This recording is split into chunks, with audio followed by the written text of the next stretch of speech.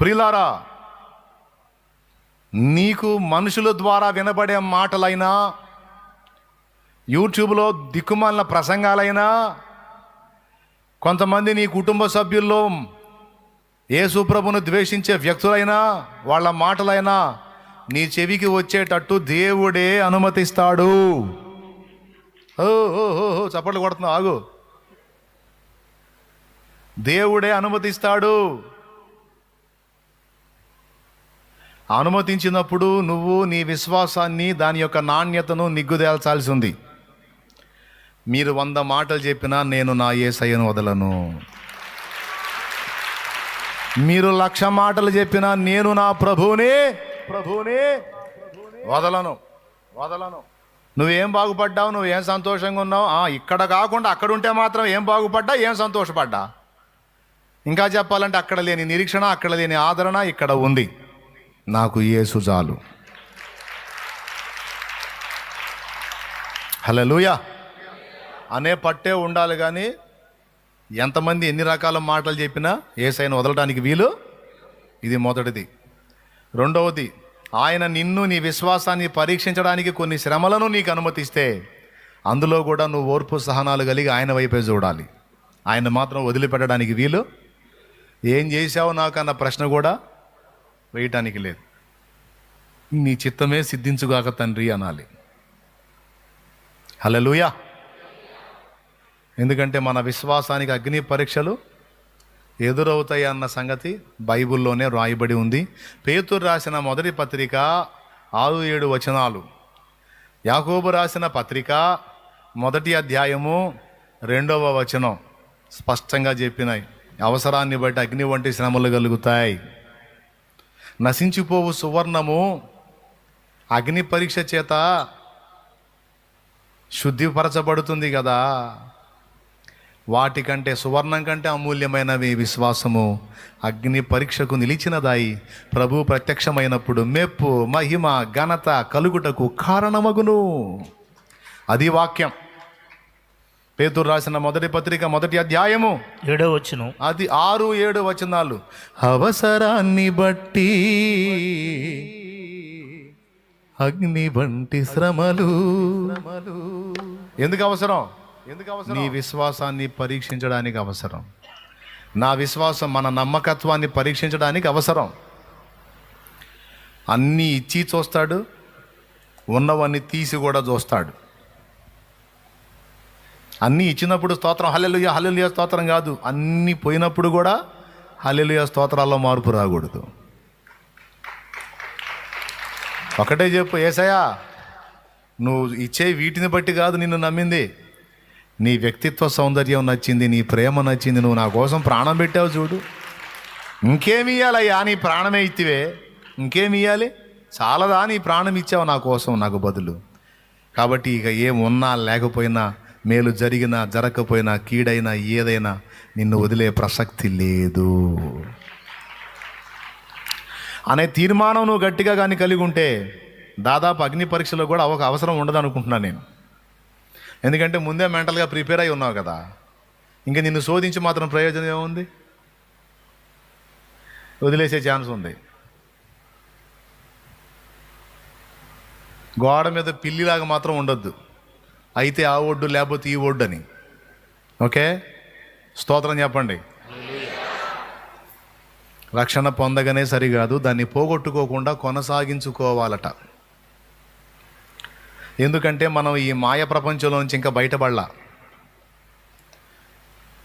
ఐగుప్తు విడచిన ఎర్ర సముద్రము అడ్డురానే వచ్చనే. ఐగుప్తు నుంచి బయటపడ్డాం అనుకునేసరికి మళ్ళీ 60 సంవత్సరం అడ్డొచ్చు. ఈ పాట మొత్తం అదే. ఎర్ర సముద్రం దాటాము రానంగానే మళ్ళీ యోర్దాను అడ్డొచ్చింది. అర్థమైందా? ఈ యాత్రలో అడుగడుగున అవరోధాలే చెల్లి, అడుగడుగున అవరోధాలే తమ్ముడు. అయినా సరే ఇవన్నీ యేసు వైపు చూసినప్పుడు నీకు దారిస్తాయి. ఏ వైపు? అప్పుడు దారి వస్తుంది. ఐగుప్తు విడచిన ఎర్ర సముద్రము అడ్డురానే వచ్చెనే. ఐగుప్తు విడచిన ఎర్ర సముద్రము అడ్డురానే వచ్చెనే. నీ బాహుబలమే నన్ను దాటించి శత్రువునే కూల్చెనే. నీ బాహుబలమే నన్ను దాటించి శత్రువునే కూల్చెనే. నా జీవం నీ కృపలో దాచితివే. నా జీవిత కాలమంతా ప్రభువా నీవే నా ఆశ్రయం, నా ఆశ్రయం. నా జీవం నీ కృపలో దాచితివే.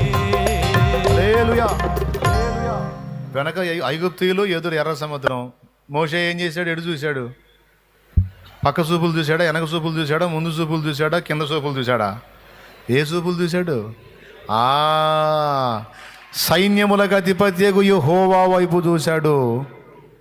యెహోవా తూర్పు గాలి చేత సముద్రము మధ్యను ఆరిన నేల ఏర్పరిచాడు. సముద్రము మధ్యన నీళ్లు 2 గోడల వలె, రాసుల వలె నిలిచిపోయాయి. మధ్యలో గుండా వీళ్ళు ఆరిన నేలలో దాటిపోయారు. అడుగడుగున అవరోధాలు ఏర్పడతాయి తమ్ముడు.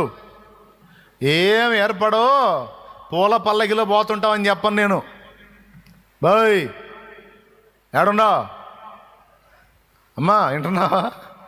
పూల పల్లకిలో ఓహోం ఓహోం ఓహో అనుకుంటూ తీసుకెళ్ళరు. అడుగడుగున ఆత్మీయ యాత్రలో పోరాటాలు ఎదురవుతాయి. అయితే ఏది ఎదురైనా చూపు ఒకటే, యేసు వైపు చూడాలి. కానాను యాత్రలో యోర్దాను అలలచే కలత చెంది తిన్నే. మళ్ళీ రెండోది కానాను, మూడోది మృత సముద్రం. కానాను యాత్రలో యోర్దాను అలలచే కలత చెంది తినే. కాపరివైన నీవు దహించు అగ్నిగా నడచితివే. కాపరివైన నీవు దహించు అగ్నిగా నా ముందు నడచితివే. నా జీవం నీ కృపలు దాచితివే. నా జీవిత కాలమంతా ప్రభువా నీవే నా ఆశ్రయం, నా ఆశ్రయం. నా జీవం నీ కృపలు దాచితివే. అన్నయ్య ఏంటోనన్నయ్య, నాకు అన్ని శ్రమలే అన్నయ్య.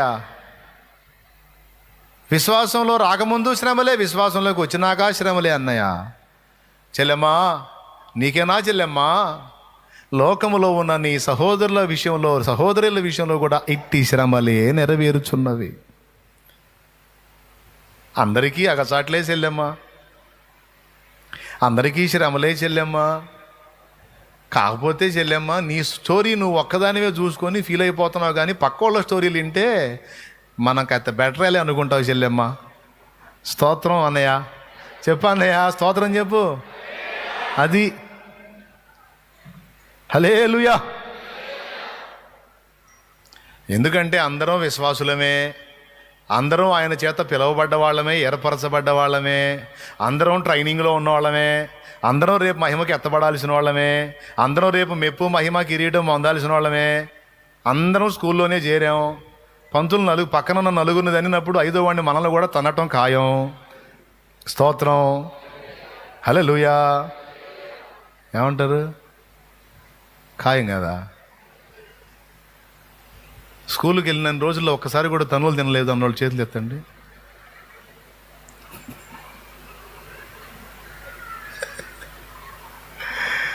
తిన్నావా లేదా? నేను మామూలుగా తినలా. నన్ను ఫుట్బాల్ ఆడుకున్నారు మహాతల్లు. అవునా? ఒకసారి ఉన్న తను తిన్నవాళ్ళు ఎవరున్నారండి? బడికి పోయిన వాళ్ళందరూ తను. ఏమో ఒకవేళ మీ పంతులు మంచివాడేమో, కొడితే మళ్ళీ మీ వాళ్ళు ఊరుకోరని కొట్టట్లేదేమో, కనీసం తిట్టనన్నా తిడతాడు, తిట్లన్నా తిని ఉంటారు. దేవుని ప్రియులారా, దాదాపు ఒకవేళ ఆ బడిలో తనులు తినకపోతే ఈ బడిలో మాత్రం ఖచ్చితంగా కోటింగ్ ఉంటుంది. ఎందుకంటే మనలో మూఢత్వం స్వాభావికంగా పుట్టిద్ది. శిక్షాదండం వాడే దాన్ని దొళ్ళగొడతాడు దేవుడు. బాలుని హృదయంలో మూఢత్వం స్వాభావికంగా పుట్టును, శిక్షాదండము దాన్ని తోలివేయును అన్నది సామెతల గ్రంథం. యేసయ్య బడిలో మాత్రం ఈ శ్రమల పర్వం సాగుతుందమ్మా. తప్పదమ్మా, అట్టిష్టమైతేనే రా, లేకపోతే సర్దుకో. దేవునికి స్తోత్రం. కాస్త కొంతకాలం విడుదల, కొంతకాలం అది. ఐగుప్తులోంచి విడుదల వచ్చింది, పండగ చేసుకున్నారు, ఎర్ర సముద్రం అడ్డొచ్చింది, వాయో యేసయ్య అన్నారు, దారిచ్చింది, దాటి వెళ్ళారు. మళ్ళీ పండగ చేసుకున్నారు, యోర్దాను అడ్డొచ్చింది, యేసయ్య అన్నారు, దారిచ్చింది, దాటారు, మళ్ళీ పండగ చేసుకున్నారు. పండగ చేసుకోవటం, మొత్తుకోవటం, పండగ చేసుకోవటం, మొత్తుకోవటం. ఈ భూమి మీద ఉన్నంత వరకు కొద్ది రోజులేమో పండగ, కొద్ది రోజులేమో ఎండగా నడుస్తుంది. క్లియర్గా అర్థమైన వాళ్ళు చేతులు ఎత్తండి. లోకంలో ఎవరికి లేనిదేదో నీకే వచ్చినట్టు ఫీల్ అవ్వాకు, బిల్డప్ ఇవ్వాకు. మళ్ళీ చూస్తున్నా, లోకానికి విరుద్ధంగా నువ్వేం లేవు. నీ కాడికి ఇంకా భయంకరంగా బాధలు పడేవాళ్ళు ఉన్నారు. కాబట్టి నిన్ను పిలిచిన దేవుడు నమ్మదగినవాడు.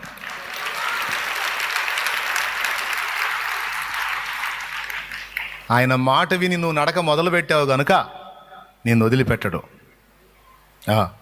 ఎంత కఠిన శ్రమల్లో గుండా నువ్వు వెళుతున్నా సరే నీ వెంట ఆయన నడుస్తాడు. గుర్తుపెట్టుకో, వాటిని దాటించేది మాత్రం ఆయనే. నువ్వు దాటలేవు కూడా. ఇప్పటి వరకు నీ లైఫ్ నీకు ఎదురైనవని నువ్వు దాటానని నువ్వు అనుకుంటున్నావు. ఆయన దాటించాడు. ఇప్పటిదాకా దాటించిన వాడు ఇక ముందు కూడా దాటిస్తాడు. Don't worry. ఓకే. వాగ్దాన భూమిలో మృత సముద్రపు భయము నన్ను వెంటాడేనే, వాక్యమయ్యున్న నీ సహవాసమే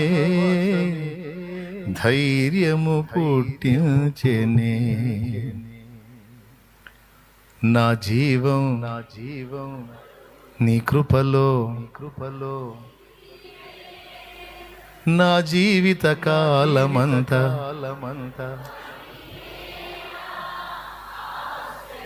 అసలు ఆ మాట అర్థమైందా మీకు? నా జీవిత కాలం మొత్తం నువ్వే నాకు దిక్కు అంటున్నాడు. నువ్వు లేనిది ఒక అడుగు కూడా వెయ్యలేనంటున్నాడు. అది మనం పట్టాల్సిన పట్టు. అప్పుడు ఎన్ని శ్రమలైనా ఎన్ని విశ్వాస పరీక్షలైనా మొత్తం దాటేస్తాం. మనం చూడాల్సింది ఆయనకి వెళ్ళే. మనిషికి వెళ్ళి చూస్తే ఏడుతావు. నన్ను ఎవరు ఆదుకోవట్లేదు అని ఏడుతారు కొంతమంది నా దగ్గరికి వచ్చి. నేనంటాను దగ్గరికి పిలిచేట్రా అని, దగ్గరికి పిలిచి సేమ్ నీలాగే వాళ్ళు కూడా ఏడుతున్నారని చెబుతా. నువ్వు ఎవరికి వెళ్ళి చూసి ఆదుకోవట్లేదని ఏడుతున్నావో వాళ్ళ పర్సనల్ లైఫ్లోకి వెళ్ళి చూడు, వాళ్ళు కూడా నీకెళ్ళి చూసి అంతే ఏడుతున్నారు నువ్వు ఆదుకోవట్లేదని. ఎవరు బాగుండారు చెప్పవా? వాళ్ళు బాగుంటారు, వీళ్ళకి వీళ్ళు బాగుంటారు. వాళ్ళ దగ్గరికి పోయి వాళ్ళ పర్సనల్గా అడుగు, వాళ్ళు ఏడుపు వాళ్ళు చెబుతారు. ఎవడు బాగున్నవాడు ఒక్కడే యేసయ్య. బాధలు వినగలిగినోడు ఒక్కడే యేసయ్య. సమాధానం ఇయ్యగలిగినోడు ఒక్కడే యేసయ్య. అంతే. కాబట్టి రక్షణ పొందామన్నది నిజం, రక్షణలో కొనసాగుతున్నాం అన్నది. ఈ రక్షణ పోగొట్టుకునే ఛాన్స్ కూడా ఉంది. అయితే పోగొట్టుకోకుండా భయముతో వణుకుతో రక్షణను కొనసాగించాలి. ఓకేనా? ఇక మూడవది, మనకు తేబడు రక్షణ అన్నాడు, మనం పొందబోయే రక్షణ అన్నాడు. పొందబోయే రక్షణ ఏంటండి? అసలు ఈ లోకంలో నుంచి మనం షిఫ్ట్ అయిపోవటం.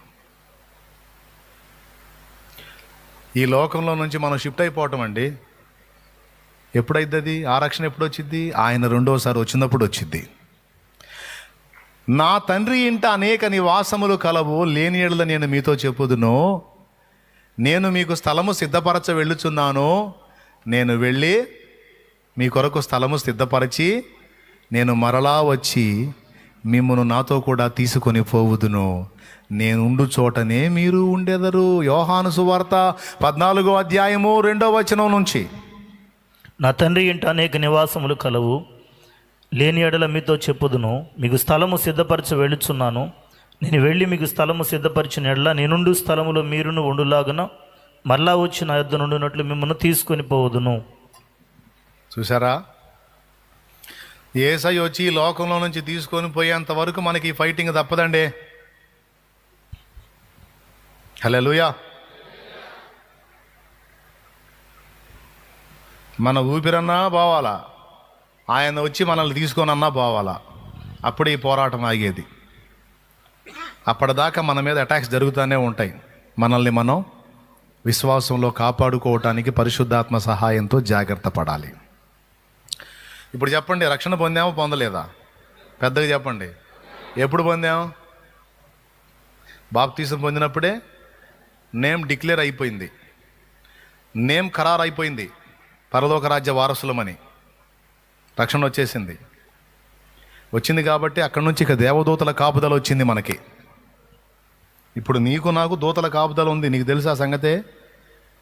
నీకు తెలియదు. దూతల కాపుదల మనందరికీ ఉంది. ప్రభు సమయం ఇస్తే తప్ప మనల్ని వదిలిపెట్టరు. పాటలు పాడతారు కదండి, ఎగిరి పాడతారుగా నమ్మరు. రాత్రియు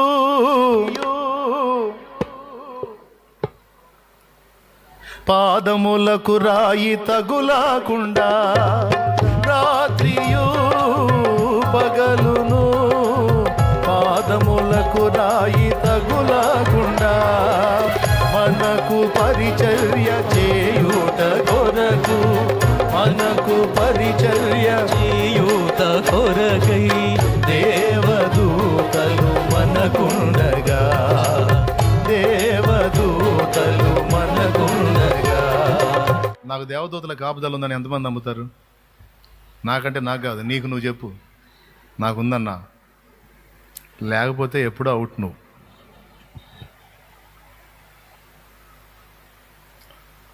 ఆయన దేవదూతల కాపుదల ఎందుకండి? దేవుడే కాపులా ఉండొచ్చుగా. ఎప్పుడన్నా వచ్చిందా మీకు ఆ డౌట్? మనోళ్ళు ప్రార్థన చేస్తారుగా, నీ దేవదూతల కాపుదల ఇవ్వు తండ్రి అని. దేవదూతల కాపుదల అడగకపోతే దేవా నువ్వే కాపుదలగా ఉండయా అనొచ్చుగా. ఎందుకని ఆ ప్రార్థన చేయరు?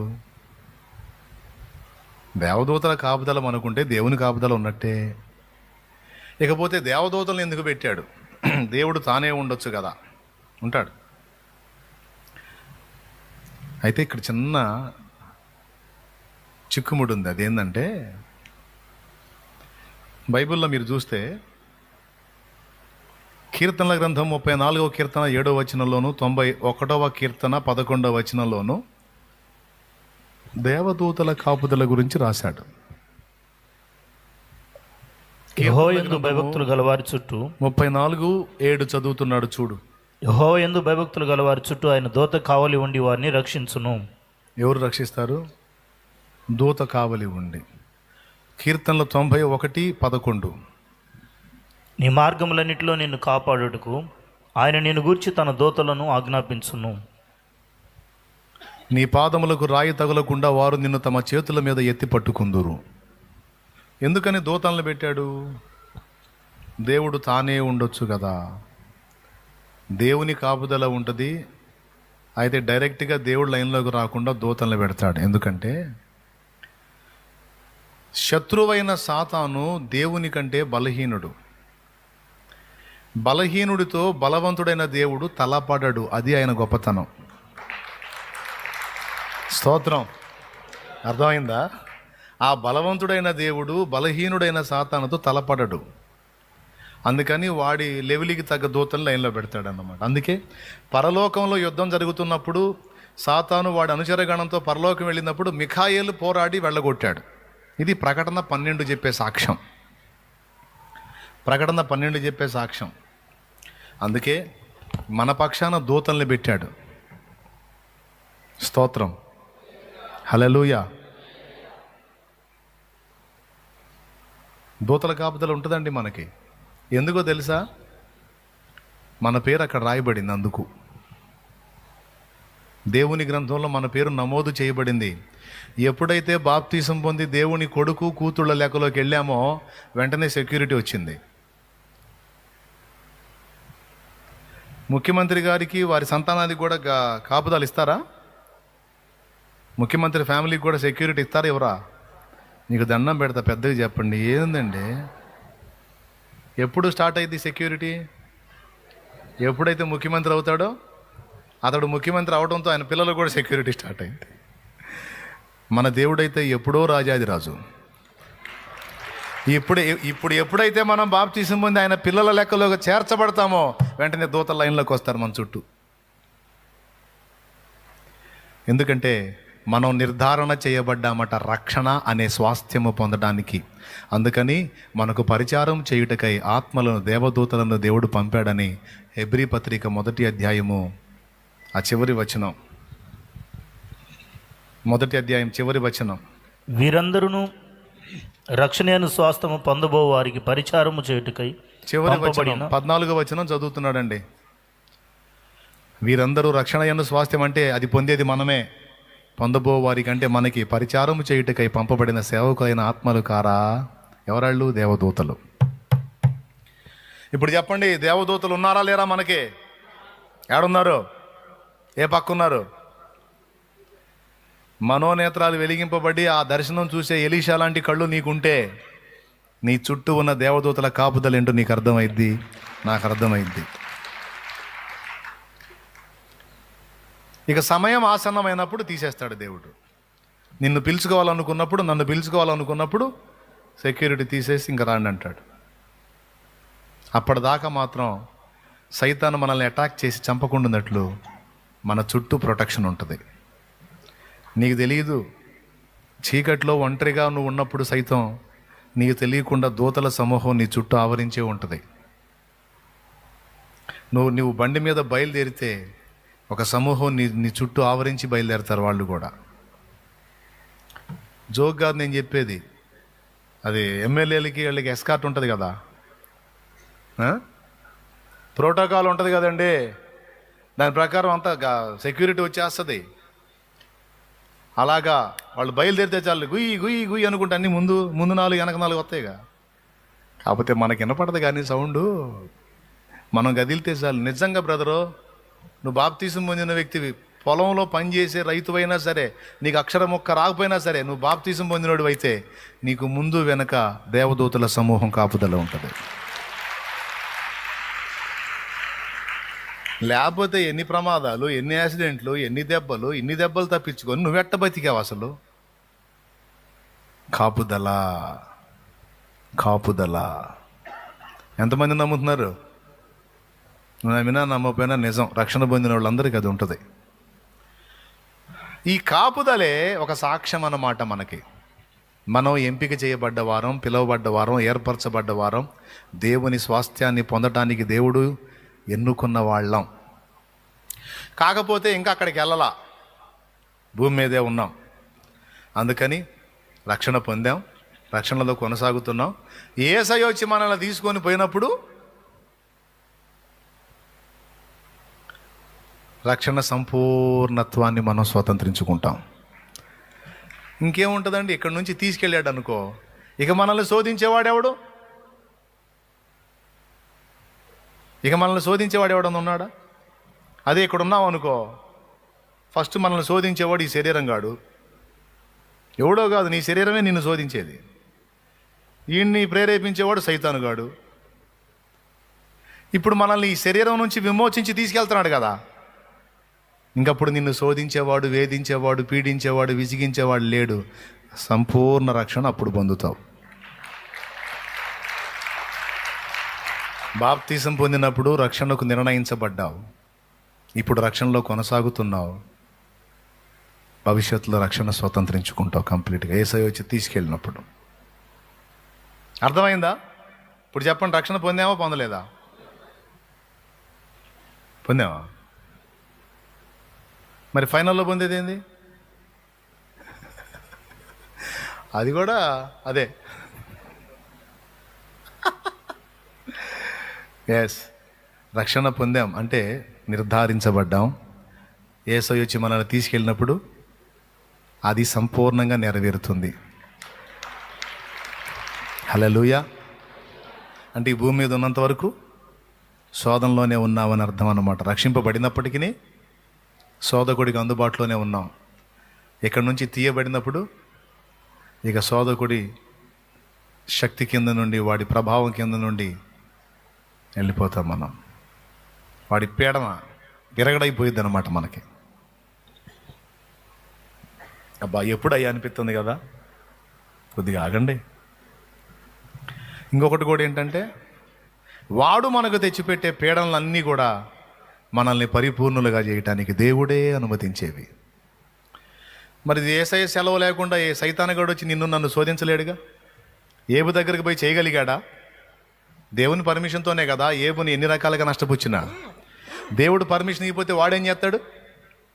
కాబట్టి ఏబుకు దేవుడే పర్మిషన్ ఇచ్చి ఆ శ్రమలన్నీ వచ్చేటట్టు చేసి ఏబులో ఉన్న మైనస్లన్నీ చక్కదిద్ది తర్వాత రెండంతలుగా దీవించాడు.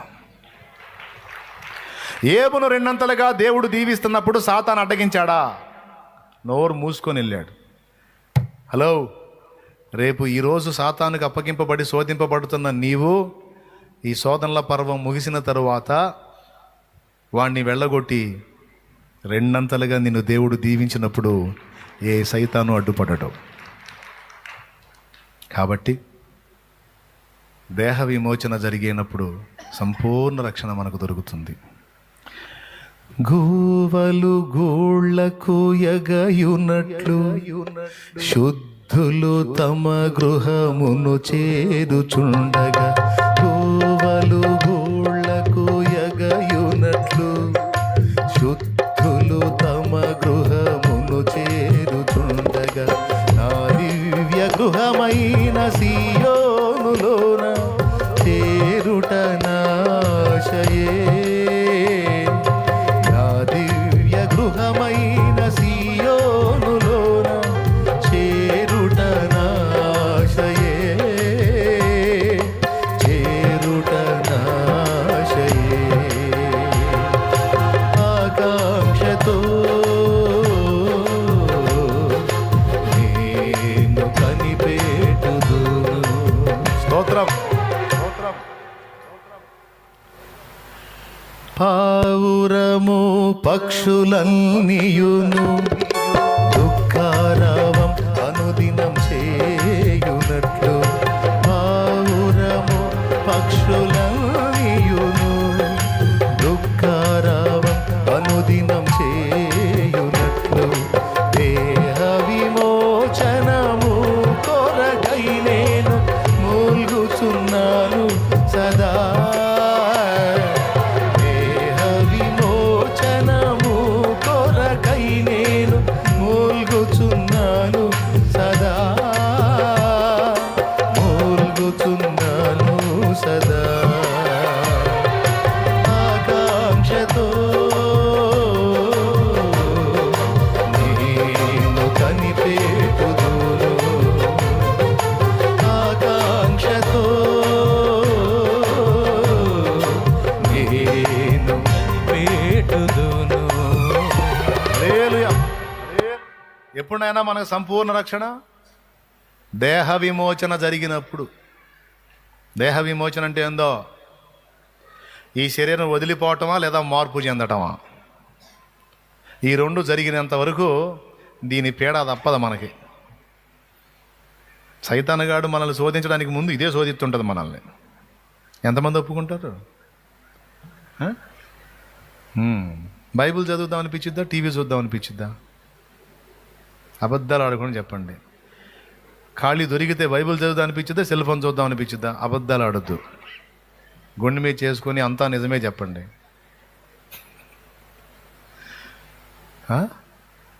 బైబిల్ చదువుదాం అనిపించిద్దా? ఆపాలి. ఎంతమంది ఒప్పుకుంటారు? కాదన్నా సెల్ కానీ ఏదన్నా టైంపాస్ చేద్దాం అనిపించిద్ది అన్న అన్నోళ్ళు చేతులు ఎత్తండి. సెల్ చూద్దాం అనిపించింది, టీవీ చూద్దాం అనిపించింది. చేతులు ఎత్తన వాళ్ళు అందరూ అబద్ధాలే. నిజం మర్యాదగా నేను చెయ్యెత్తినప్పుడు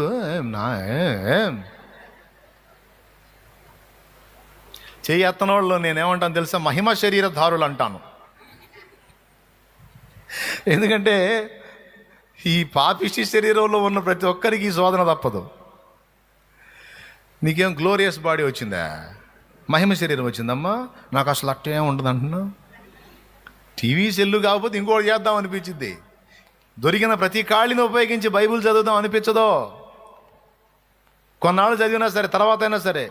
ఈ మధ్యకాలంలో చాలా రోజుల నుంచి చదువుతున్నాగా ఈ ఒక్కరోజు ఇది చేద్దాం అనిపించింది, ఏదో దిక్కుమాలిన పని. ఇదంతా శరీరం ఎఫెక్ట్. అందుకే ఈడి పెద్ద దుష్మన్ అంటే శత్రువు అనమాట. ఈడి శరీరమే పెద్ద దుష్మన్ గాడు అనమాట. దీని నుంచి విడుదల పొందాల మనకి, అప్పుడు సంపూర్ణ రక్షణ. ఇప్పుడు ఇక 3 సమాధానాలు చెప్తాను. నంబర్ 1, యేసు ప్రభు అనుగ్రహించేటువంటి రక్షణ మనం పొందాలి అంటే, తీర్పు తప్పించుకోవాలి అంటే, జీవగ్రంథంలో పేరు సంపాదించాలి అంటే ఏం చేయాలి అంటే సింపుల్, యేసు వైపు చూడాలి. ప్రయాసపడి భారము మోయిచున్న సమస్త జనులారా అని చెప్పాడు కదా, అదే టైపులో ఇంకో మాట చెప్పాడు యెషయా గ్రంథంలో, భూదిగంత నివాసులారా మీ పక్కకు చూసి రక్షణ పొందండి అన్నాడా? నా వైపు చూచి రక్షణ పొందండి అన్నాడు. యేసు వైపు చూస్తే చాలు, యేసు శిలువ మరణ పునరుద్ధానాల వైపు చూస్తే చాలు, వాటిని విశ్వసిస్తే చాలు, నీవు రక్షింపబడతావు. ఓకే, ఫస్ట్ సమస్యకు పరిష్కారం. రెండవది, మనం రక్షణలో కొనసాగాలంటే, రక్షణ పొందాలంటే యేసు వైపు చూడాలి. ఇంట్రెస్ట్ ఉంటే రాసుకో, భలే ఉంటుంది. రక్షణలో కొనసాగాలి అంటే యేసు లోనికి చూడాలి. యేసు లోనికి చూడాలి. భూమి మీద ఉన్నప్పుడు యేసు ఏ విధంగా ప్రయాణం చేశాడో, ఏ విధంగా అడుగులేశాడో, ఏ విధంగా శత్రువుని తప్పించుకున్నాడో, యేసు లోనికి, పరిశుద్ధుల లోనికి చూడాలి. అర్థమైందా? యేసయ్య లోనికి చూస్తే, లోనికంటే ఆయన వ్యక్తిత్వం అండి, చూస్తే మన రక్షణలో మనం కొనసాగొచ్చు. అర్థమైందా? యేసు వైపు చూచి రక్షణ పొందాలి, యేసు లోనికి చూచి రక్షణలో కొనసాగాలి. హల్లెలూయా. మరి కంప్లీట్ పరిపూర్ణ రక్షణ పొందడానికి ఏం చేయాలంటే, యేసయ్య రాక కొరకు ఎదురు చూడాలి. యేసు కొరకు చూడాలి. అయిపోయింది. స్తోత్రం. ప్రభువుకి చెప్పండి గట్టిగా. ఇంతే, సింపుల్ అంశం అండి, ఎక్కువ షాకిరి లేదు. మొదటిది, రక్షణ పొందాలంటే, జీవగ్రంథంలో పేరు రావాలంటే, నిత్య నరకం తప్పించుకోవాలంటే, పరలోకరాజ్యం చేరాలంటే, చేరామా? చేరాలంటే అంటే చేరాలంటే యేసు వైపు చూడాలి. చూసి పాపములు ఒప్పుకొని మారు మనసు పొంది బాప్తిస్మం పొందాలి. అప్పుడు రక్షణ ఖాయం. రక్షణ ఖాయం. కానీ ఇక్కడ నుంచి వెళ్ళాలా మనం? ఇంకా ఏడే ఉన్నాం, ఈ దిక్కుమాల సమాజంలోనే, ఈ దిక్కుమాలగా ఈ భూమి మీదనే ఉన్నాం. కాబట్టి నిరంతర పోరాటం.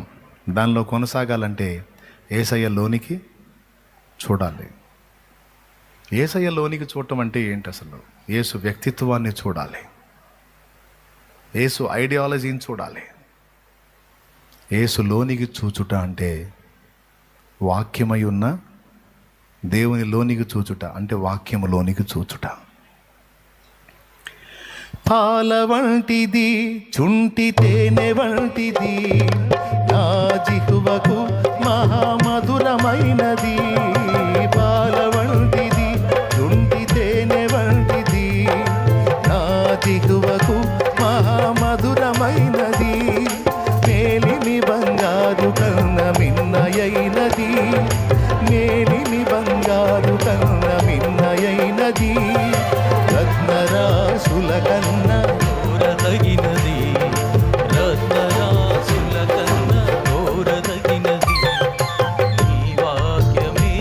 నన్ను బ్రతికించెను, బాధలలో నెమ్మదినిచ్చెను. నీ వాక్యమే నన్ను బ్రతికించెను, బాధలలో నెమ్మదినిచ్చెను. ప్రియులారా, వాక్యంలోనికి చూచువాడు, వాక్యమును పరిశీలన చేయువాడు, వాక్యంలోనికి చూచువాడు దేవుని హృదయంలోకి చూస్తున్నాడు. ఇది గ్రహించాలి. యేసులోనికి చూచుట అంటే ఇక్కడ ఏం రాసుంది, నా ముందు ఏం రాసుందో కాస్త చూడండి అన్నయ్యలో అక్కయ్యలో. వాక్యము ఈ టేబుల్ మీద అదే ఉంది కదా. ఆదియందు వాక్యం ఉండెను, వాక్యము దేవుని యొద్ద ఉండెను, వాక్యమే 12వ వచనంలో ఆ వాక్యమే శరీరధారి అయి కృపా సత్య సంపూర్ణుడుగా మన మధ్య నివసించెను. యేసులోనికి చూచుట అంటే యేసు మనసులోనికి చూచుట, వ్యక్తిత్వంలోనికి చూచుట, హృదయంలోనికి చూచుట.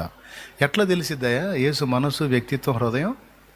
వాక్యంలో పొందుపరిచాడు. ఏం చేస్తే కోపం వచ్చిద్దో, ఏం చేస్తే సంతోషం వచ్చిద్దో, ఎలా ఉంటే బాధపడతాడో, ఎలా ఉంటే ఆనందపడతాడో, ఏది చేయాలని ఇష్టపడతాడో, ఏది చేయొద్దని కోరుకుంటాడో, ఇవన్నీ ఎట్ట తెలుస్తాయి? రక్షణలో కొనసాగే మనకి ఇవన్నీ అవసరం. ఇవన్నీ వాక్యమై ఉన్న యేసులోనికి చూడాలి అంటే వాక్యములోనికి చూడాలి. ఈ వాక్యము శత్రువులను ఎదుర్కొనే సర్వాంగ కవచమై యుద్ధమునకు సిద్ధ మనసు నిచ్చుచున్నది, అపవాది వేయుచున్న అగ్ని బాణములను ఖడ్గము వలె అడ్డుకొని ఆర్పివేయుచున్నది. ఏది చాలు నాన్న, అయిపోయింది. వాక్యమే. యేసుప్రభు నమ్ముకొని 20 ఏళ్ళు దాటిందండి. 20 సంవత్సరాలు ఈ విశ్వాస యాత్రలో ఎన్ని ఎదురై ఉంటాయి? ఎన్ని ఎదురై ఉంటాయా? కష్టాలు, కన్నీళ్ళు, బాధలు, ఇరుగులు, ఇబ్బందులు, ఎన్ని దాళ్ళు. ఇప్పటికి కూడా దాళ్లేగా నా మీద. ఈరోజు కూడా సేవకుల్లో కొంతమంది, అన్యుల్లో కొంతమంది అచ్చంగా నా మీదే బతికేవాళ్ళు ఉన్నారుగా. అచ్చంగా నా మీదే బతికేవాళ్ళు ఉన్నారు. నా ఫోటో పడకపోతే వాడికి బతుకులేదు. టైప్ ఈరోజు కూడా దాడే. ఈ విశ్వాస యాత్రలో 20 ఏళ్లకు పైచిలుకు ఈ చిన్న ప్రయాణంలో అప్పటి నుంచి ఇప్పటిదాకా ఎన్ని దాడులో, ఎన్ని పోరాటాలో, ఎన్ని శోధనలో. తల్లి, నీ యాత్రలో నీకెన్ని శోధనలో, నా యాత్రలో నాకెన్ని శోధనలో. మరి ఇన్నిట్లో జాగ్రత్తగా తప్పుకుంటూ రక్షణలో అలా కొనసాగి 20 ఏళ్లకు పైబడి ఈ విశ్వాస యాత్రలో ఇప్పటికి ఇలా నిలబడ్డాము అంటే ఆయన లోనికి చూచుట ద్వారానే సాధ్యమైంది.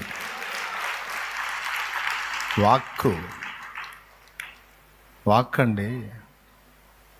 ఎక్కడ ఎలా మాట్లాడాలో నాకు తెలివి లేదు, నా వాక్యం చదువు అంటాడు. ఎక్కడ ఎలా ప్రవర్తించాలో నాకు తెలివి లేదు, జ్ఞానం లేదంటే నా వాక్యం చదువు నా కుమారుడా నీకు వచ్చింది అంటాడు. నిన్నెట్లా సంతోషపెట్టాలో నాకు తెలియదు, నా వాక్యం చదువు, అందులో నా మనసేంటో నీకు చెప్పాను. నీకు నచ్చేదేదో నాకు తెలియదు, నా వాక్యం చదువు, నాకు నచ్చినవేవో అందులో చెప్పాను. నీ చిత్తం నెరవేర్చడం ఎట్లో నాకు తెలియదు, నా వాక్యం చదువు, అందులో నా చిత్తమంతా నీకు తెలిపాను.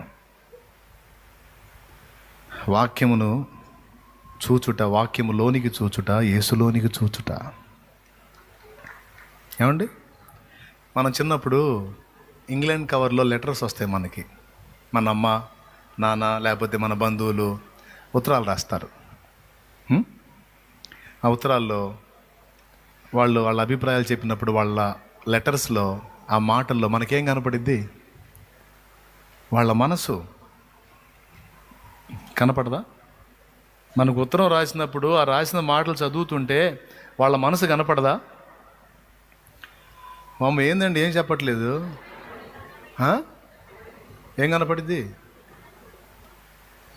వాళ్ళ కన్నీళ్ళు కనపడతాయి, వాళ్ళ ఆనందం కనపడిద్ది, వాళ్ళు అనుభవిస్తున్న బాధ కనపడిద్ది, వాళ్ళు కలిగి ఉన్న అక్కరా కనపడిద్ది, మళ్ళీ ఆ మాటల్లోనే కనపడిద్ది. అలాగే ఈ మాటల్లో ఆయన మనసు కనపడిద్ది. ఇది యేసయ్య మనకు రాసి ఇచ్చిన అతిపెద్ద ప్రేమ లేఖ.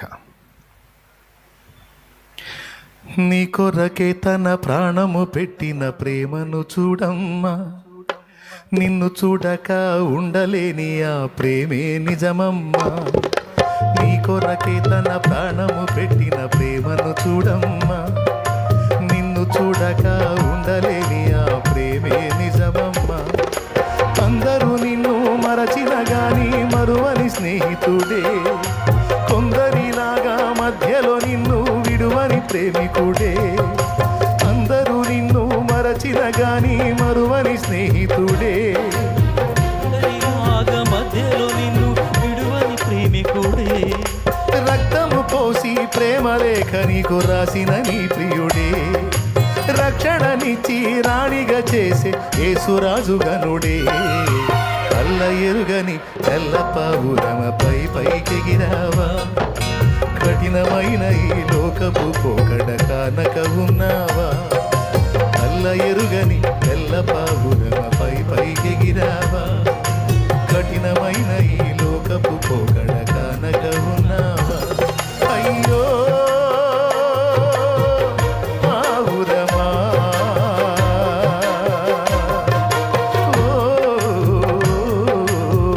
పావురమా, కళ్ళ ఎరుగని తెల్ల పావురమపై పైకెగిరావా, కఠినమైన ఈ లోకపు పోకడ కానక ఉన్నావా. దాదాపు 20 సంవత్సరాల వయసులో తెలుసుకున్నా. మరి ఇన్ని సంవత్సరాల్లో ఎన్ని ఆకర్షణలు నన్ను చుట్టుంటాయి, ఎన్ని శోధనలు వచ్చి ఉంటాయి, ఎన్నిసార్లు నా ఆత్మీయ జీవితంలో పతనమైపోయే పరిస్థితులు ఎదురై ఉంటాయి. సామాన్యమా చెప్పండి? ఇందులోనే వాటన్నిటిని తట్టుకొని సేవకు వచ్చి సేవలో ఎదురయ్యే పోరాటాలు తట్టుకొని ఇంత మాత్రం ప్రయాణం సాగిందంటే వాక్యమై ఉన్న యేసులోనికి చూచుట ద్వారా ఇదంతా జరిగింది. మీరేం రక్షణలో కొనసాగాలి అంటారు, వాక్యమై ఉన్న యేసులోకి ఏం చూడరు. ఎట్లా వస్తుంది జీవం? యేసు మనసు అర్థం కావాలి, పరిస్థితులు తప్పించుకోవాలి అంటే వాక్యమే. వాక్యం చదువుతున్న ప్రతిసారి గుర్తుపెట్టుకో, దేవుని మనసును చదువుతున్నావు, దేవుని హృదయాన్ని చదువుతున్నావు. అది ఎంతగా చదివి నీ గుండెల్లో పెట్టుకుంటావో అంతగా ఫలిస్తావు. తమ్ముడు, చెల్లి, జాగ్రత్త. అలా యేసు మనసు ఎరిగి సిద్ధపడి ఎదురు చూస్తున్న దీనుల కొరకే రాబోతున్నాడు. అలాంటి వాళ్ళ కోసం రాబోతున్నాడు. ఆయన వచ్చిందాక, లేదా నిన్ను నన్ను పిలిచిందాక. ఆయనన్నా వస్తాడు, లేదా నిన్నన్నా వచ్చేయమంటాడు. ఇంకొచ్చే నా కుమారి, నా కుమారుడా, ఇంకొచ్చే, చాలే వచ్చే అంటాడు. పిలిచాడా, వచ్చింది విడుదల. ఆయన పిలిచినా స్తోత్రం, వచ్చినా ఆయన వస్తేనేమో, మనం ఉండంగానే వస్తేనేమో చచ్చే అవసరం లేదు, శరీరం మార్పు చెందిద్ది, వెళ్ళిపోతాం. ఆయన రాలేదనుకో, లేట్ అయిందనుకో, ఒకవేళ మనల్ని పిలిచాడు అనుకో, పిలిచినోడు ఎట్ట తీసుకోవాలి ఆయన తెలుసులే. దేవునికి స్తోత్రం. కొంతమందికి అదొక డౌట్, చచ్చిపోయేటప్పుడు ఎట్టుంటుందో, అప్పుడప్పుడు వస్తుంటుంది ఇట్లా డౌట్. సావు దగ్గరికి వస్తుంది, చచ్చిపోయేటప్పుడు ఎట్టుంటుందో ఏమో, ఎట్టుంటుందేమో. అంతగా నిన్ను పిలవాలంటే ఎట్ట పిలవాలో ఆయన తెలుసు, ఎట్ట తీసుకోవాలో ఆయన తెలుసు. ఏంటి, నన్ను ఎట్ట పిలవాలో ఆయన తెలుసు, తీసుకుంటాడు లేదా వస్తాడు. నాకైతే దాదాపు నేను చెప్పా కదా ఎక్కువ సంవత్సరాలు లేవని, 2100 దాకా కూడా ఛాన్స్ లేదని మస్తు సార్లు చెప్పా. దాదాపు చాలా దగ్గరకు వచ్చింది ఆయన రాకడ. పరిస్థితులన్నీ అలాగ వచ్చేస్తున్నాయి. మున్ముందు రోజుల్లో మీకే అర్థమైద్ది. కాబట్టి జాగ్రత్తగా సిద్ధపడండి. రైట్. యేసు వైపు చూచుట, యేసు లోనికి చూచుట, యేసు కొరకు ఎదురు చూచుట, ఈ 3 ఇప్పుడు మన పనులు. యేసు వైపు చూస్తే రక్షణ ఖరారైద్ది. యేసు లోనికి చూస్తే, అంటే వాక్యం లోనికి చూస్తే మన రక్షణ కొనసాగిద్ది. యేసు కొరకు ఎదురు చూస్తే మనకి సంపూర్ణ రక్షణ దొరికిద్ది. ఇప్పుడు ప్రార్థన. ఇక మీరు ఎలా డిసైడ్ అవుతారో మీ ఇష్టం. అలాగే నీకు ఎదురవుతున్న విశ్వాస పరీక్షలన్నీ దేవుడికి తెలియకుండా ఎదురు కావటం లేదు, తెలిసే అనుమతిస్తున్నాడు. లోకంలో మిగిలిన వారికి జరగనివేవో నీకే వింతగా జరుగుతున్నట్టు ఏం ఫీల్ అవ్వద్దు. లోకంలో ఇతరులకు జరిగే నీకంటే ఎక్కువ ఉన్నాయి. కాబట్టి ధైర్యం తెచ్చుకొని విశ్వాస యాత్రలో ముందుకు సాగు. శోధనకు అనుమతించిన దేవుడే శోధన కాలం తీరిపోయిన తర్వాత ఏబును రెండంతలుగా దీవించినప్పుడు మళ్ళా సైతాన్ వచ్చాడా? ఏబును రెండంతలుగా దీవించినప్పుడు మళ్ళా సైతాను శోధన ఉందా? కనపడ్డాడా మీకేమన్నా? మళ్ళీ అడ్రస్ కూడా లేడు. ప్రస్తుతానికి శోధన ఘట్టంలో ఉన్నావు. అపవాది నిన్ను కొంచెం శ్రమల పాలు చేస్తుండొచ్చు. ఒక రోజు రాబోతుంది, ఆ రోజున దేవుడు నిన్ను తిరిగి దర్శిస్తాడు, రెండంతలుగా దీవిస్తాడు. ఆ దినాన శత్రు శోధన నీకు ఇక కనపడదు. సృష్టికర్తవు నీవేనని, దైవిక స్వస్థత నీలోనని. సృష్టికర్తవు నీవేనని, దైవిక స్వస్థత నీలోనని. నా జనులు ఇక ఎన్నడూ సిగ్గుపడరంటివే. నా జనులు ఇక ఎన్నడూ సిగ్గుపడరంటివే. కృప వెంబడి కృపను పొందుచు, కృపలో జయ గీతమే పాడుచు. కృప వెంబడి కృపను పొందుచు, కృపలో జయ గీతమే పాడుచు. కృపలో జయ గీతమే పాడుచు. యేసయ్యా నీవే నాకని, వేరెవరు నాకు లేరని. యేసయ్యా నీవే నాకని, వేరెవరు నాకు లేరని. వేనోళ్ళకు ఆడినా ఆశలు తీరవే, వేనోళ్ళకు ఆడినా ఆశలు తీరవే.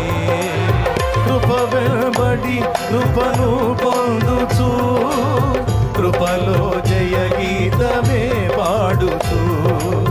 కృప వెంబడి కృపను పొందుచు, కృపలో జయ గీతమే పాడుచు. కృపలో జయ గీతమే పాడుచు. విశ్వాస పరీక్ష కావాలా వద్దా? అవసరమా లేదా? లేకపోతే మెప్పు మహిమ ఘనత ఉండదంట. మరి ఏం మెప్పు ఏం మహిమనయోయ్, నాకు ఈ పరీక్షలు వద్దు బాబోయ్ అంటావా? బే, వద్దన్నా కుదరదండి. 10th జాయిన్ అయిన తర్వాత నేను ఎగ్జామ్స్ రాయనంటే ఎట్లా ఊరుకుంటారు? రాయాలి. ఎగ్జామ్ నీ చేత రాయించేది ఖాయం, ఇంటర్లోకి నేను నెట్టేది ఖాయం. దేవునికి స్తోత్రం. కొన్నిసార్లు ఊహించని మలుపులు తిరిగిద్ది జీవితం. అయినా భయపడాల్సిన నిమిత్తం ఏం లేదు. ఎన్ని మలుపులైనా నిన్ను చేరాల్సిన గమ్యాన్ని చేర్చేవాడు నీ ముందే నడుస్తున్నాడుగా. భయం ఎందుకు? అదే విశ్వాసం అంటే. ప్రతి మలుపులోనూ దేవుడు నీకు తోడై ఉన్నాడని మర్చిపోవద్దు. ప్రతి శ్రమలోనూ శ్రమ మోస్తుంది నువ్వు కాదు, నీ ప్రభువేనని మర్చిపోవద్దు. ఇదంతా నీకు అర్థం కావాలంటే బైబిల్లోనే నీకు అర్థమైంది ఆయన మనసు. మొర్దెకాయని కాపాడుకుంది మొర్దెకాయ దేవుడా? హామాన్ గాడు ప్లాన్ వేస్తుంటే మొర్దెకాయ నిద్రపోతున్నాడు. మేలుకుంది ఎవరు? దేవుడు. శారమ్మని తీసుకొని పోయాడు ఐగుప్తు రాజు ఫరో. అబ్రహాం ఏం చేసి ఉంటాడు? పొగలంతా ప్రార్థన చేసి నైట్ నిద్రపోయి ఉంటాడు. ఆయన మాత్రం ఎంతసేపు ప్రార్థన చేస్తాడు, ఆయన ముందే నిద్ర ఎక్కువ. దేవునికి స్తోత్రం, హల్లెలూయా. ఆదికాండం 15 నిద్రపోయి శాపం తెచ్చాడు 400 సంవత్సరాలకి. నాకు తెలిసి ప్రార్థించినంతవరకు ప్రార్థించి నిద్రపోయి ఉంటాడు అబ్రాం. కానీ నైట్ మేలుకొని ఫరోని దర్శించింది ఎవరు? భక్తుడు పగలు మేలుకొని పగలు ప్రార్థన చేసి దేవుడు నైట్ మేలుకుంటున్నాడు. శారమ్మని తిరిగి ఇంటికి పంపించింది ఎవరు? లేకపోతే ఆ ఫరో వదిలిపెట్టేవాడనా? అభిమేలెకు వదిలిపెట్టేవాడేనా? చూడు, ఇప్పుడు చెప్పండి. శ్రమలు పడ్డది భక్తుల్లా కనపడుతుంది, కానీ వాటన్నిటిని మోసి నెరవేర్చిన వాడెవరు? మరి ఇప్పుడు నువ్వు నేను బిల్డప్లే తప్ప మొత్తం బరువు అంతా మోస్తుంది ఎవరు? మరి బిల్డప్ ఎవరిది? ఓ తెగ ఫీల్ అవుతాం, నేనేం మోస్తున్నా నేను. ఆయన నవ్వుతాడు, ఏడిచావు నరుమే అని. ఏందమ్మా నువ్వు మోసేది? నిన్ను నా చంకలో పెట్టుకున్నాను అంటాడు ఆయన. నేను చంకలో పెట్టుకొని మోసాను కాబట్టి నువ్వు నడుస్తున్నావు, లేకపోతే నీ చరిత్ర ఎప్పుడో క్లోజ్ అంటాడు ఆయన. ఇంత మంచి దేవుడు నీకు నాకు తోడై ఉన్నాడు. దేవుడిని ఎరిగిన ఈ దినానే కాదు, దేవుడిని ఎరగని అన్యుడిగా నువ్వు ఉన్నప్పుడే నిన్ను మోసాడు ఆయన. మోసాడు. చావు నుండి ఎన్నోసార్లు కాపాడాడు. నువ్వు అన్యుడిగా ఉన్నప్పుడే. తెలుసు నువ్వు రక్షించబడతావని తెలుసుకుని నువ్వు ఆయన తెలుసుకుంటావని తెలుసు. అందుకే అప్పటి నుంచి వెంటాడుతూనే ఉన్నాడు, కాపాడుకుంటానే ఉన్నాడు.